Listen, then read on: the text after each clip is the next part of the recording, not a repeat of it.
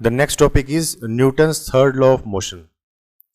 और ये टॉपिक तो आप बहुत फेमिलियर होंगे इस टॉपिक से, क्योंकि 9th क्लास में था ये। और कुछ याद रहे ना रहे, लेकिन ये जो है Newton's third law of motion, ये हर बच्चे को लगभग याद रहता है, क्योंकि इसको समझना भी आसान और ये है भी छोटा सा। क्या है Newton's third law of motion? It states that to every action there is always an equal and opposite reaction.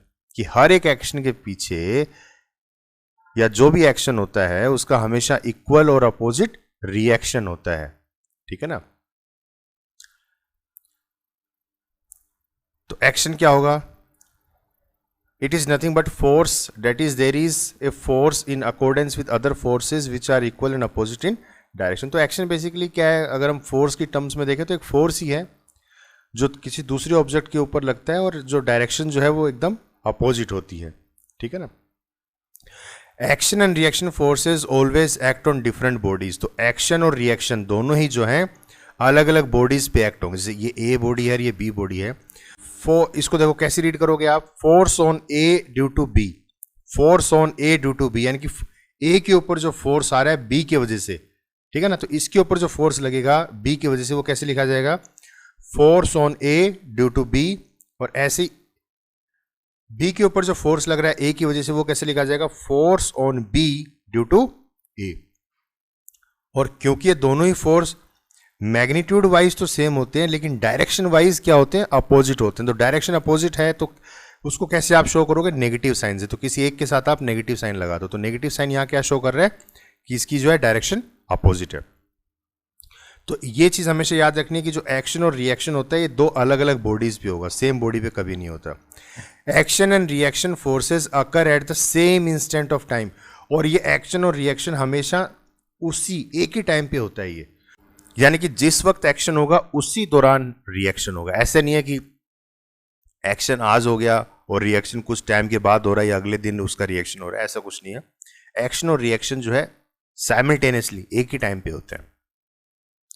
There is no cause effect relation. कोई कोज इफेक्ट रिलेशन नहीं है। देखो कोज इफेक्ट बेसिकली होता है क्या है कि हम ये चीज एनालाइज करें कि पहले कौन सा हुआ और फिर कौन सा हुआ। हम कहते हैं ना कि पहले ए ने बी को थप्पड़ मारा तब बी ने ए को थप्पड़ मारा, ठीक है ना। तो इसमें ऐसा कुछ नहीं, कोज एंड इफेक्ट वाला कोई चक्कर नहीं है इसमें। हम ये नहीं कह सकते कि पहले कौन सा एक्शन हुआ, ठीक है ना। यहां पे एक्शन ए भी हो सकता है और एक्शन बी भी हो सकता है। That is, any force, either F1 or F2, can be action force और vice versa। मतलब किसी भी एक फोर्स को हम एक्शन ले सकते हैं, ठीक है ना।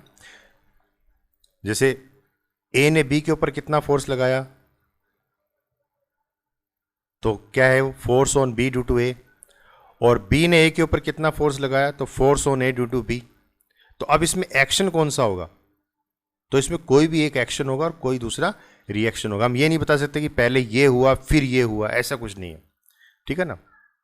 हम ये चीज नहीं बता सकते। तो there is no cause effect relation. It is not necessary that action and reaction forces produce acceleration of same magnitude. अब हम ये तो कह रहे हैं कि दोनों फोर्सेस की जो मैग्नीट्यूड है वो सेम होगी, लेकिन इसका मतलब ये नहीं है कि एक्सेलरेशन भी सेम हो, क्योंकि फोर्स किसके बराबर होता है? Mass into acceleration. तो ये जरूरी नहीं है कि एक्सेलरेशन भी सेम हो। क्यों? ऐसा क्यों? तो देखिए फोर्स किसके बराबर होता है? Mass into acceleration. ऐसे ही ये भी किसके बराबर होगा? Mass into acceleration. तो एक्सेलरेशन जरूरी नहीं है कि दोनों की सेम हो। क्यों? क्योंकि यहां जो मास है वो मास किसका है? Mass of A object. और यहां ये वाला मास किसका है? Mass of object B. तो जरूरी नहीं है कि दोनों का मास सेम हो, मास अलग अलग होगा, ठीक है ना। और उस हिसाब से जो एक्सेलरेशन होगी वो भी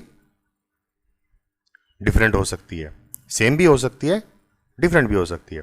तो it is not necessary that action and reaction forces produce acceleration of same magnitude since both the forces act on two different objects which may have different masses. दोनों ऑब्जेक्ट्स के डिफरेंट मासेस हो सकते हैं, ठीक है ना। तो सिर्फ हम क्या बोल रहे हैं यहाँ पे कि फोर्स की मैग्नीट्यूड सेम होगी दोनों तरफ। इसका मतलब जरूरी नहीं है कि दोनों के मास सेम हो या दोनों के एक्सेलरेशन सेम हो, ठीक है ना।